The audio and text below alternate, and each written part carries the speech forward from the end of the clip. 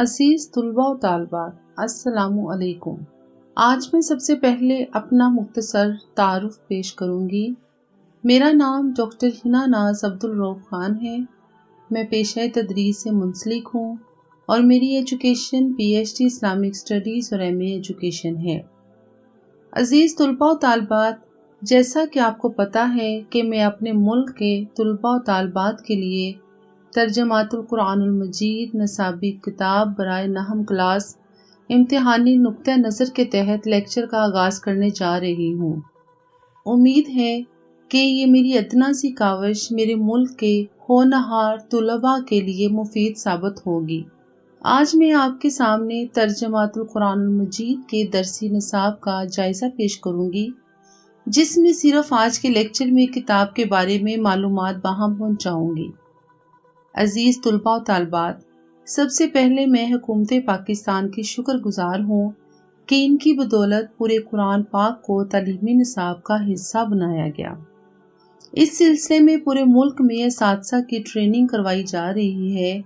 ترجمات القرآن المجید کا سب سے بڑا یہ فائدہ ہے کہ ہمارے سابقہ طلباء و طالبات جب عملی زندگی میں قدم رکھتے تھے تو سب سے بڑا یہ نقصان ہوتا تھا کہ اکثر اور بیشتر نوجوان بچپن میں پڑھا ہوا قرآن پاک باوجہ تعلیمی اور دیگر مصروفیات کی بنا پر بھول جاتے تھے، اور دوسری طرف زندگی کے تمام معاملات میں اسلامی تعلیمات سے ناواقف ہوتے تھے۔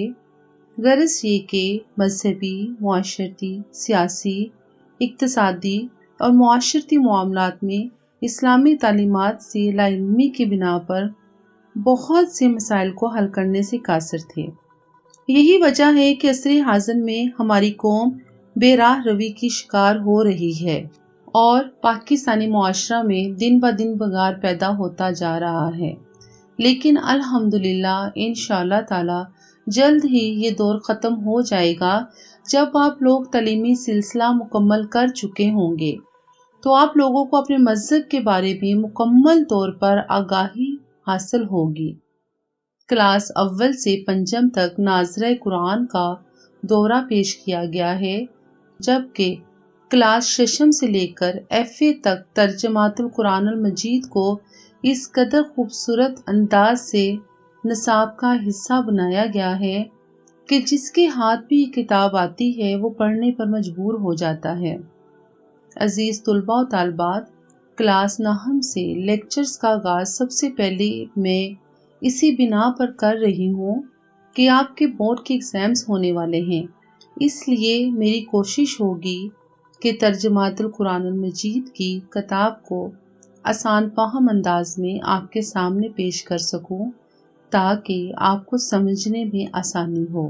آپ کی نصابی کتاب میں کل 21 صورتیں ہیں اور اکثر طلباء و طالبات ترجمات القرآن المجید کی کتاب کو دیکھ کر پریشان ہو جاتے ہیں اور کہتے ہیں کہ ہمارے لیے ناممکن ہے کہ قرآنی صورتوں کو مکمل طور پر یاد کر سکیں۔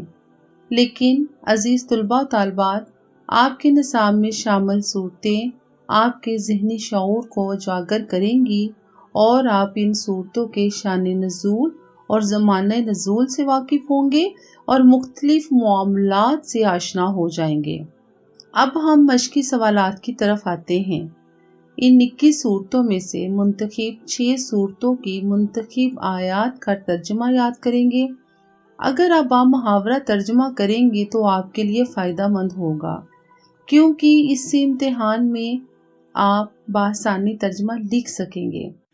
لیکن ایک بات یاد رکھیے گا، اگر آپ یومیہ بنیاد پر ان آیات کا ترجمہ یاد کریں گے تو پھر امتحان کے نزدیک آپ کو اتنی مہارت حاصل ہو جائے گی کہ آپ آیات دیکھتے ہی ترجمہ خود بخود لکھتے چلے جائیں گے۔ لیکن اس کے لیے یومیہ بنیاد پر آپ کو دہرائی کرنی ہوگی۔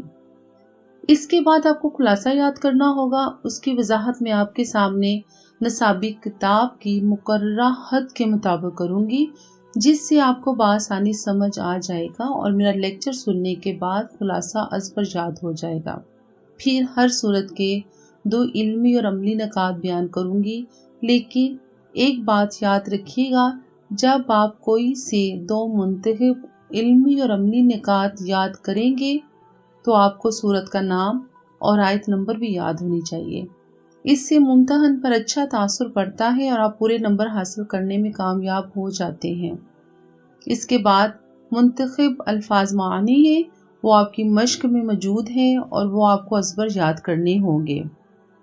یہ آپ کا ترجمات القرآن المجید کا مکمل نصاب ہے اور مجھے امید ہے کہ اگر آپ دن رات محنت کریں گے تو انشاءاللہ تعالی آپ کا آنے والا کل روشن ہوگا اور اللہ تعالیٰ آپ کو کامیابی سے ہمکنار کریں گے۔ آمین ثم آمین۔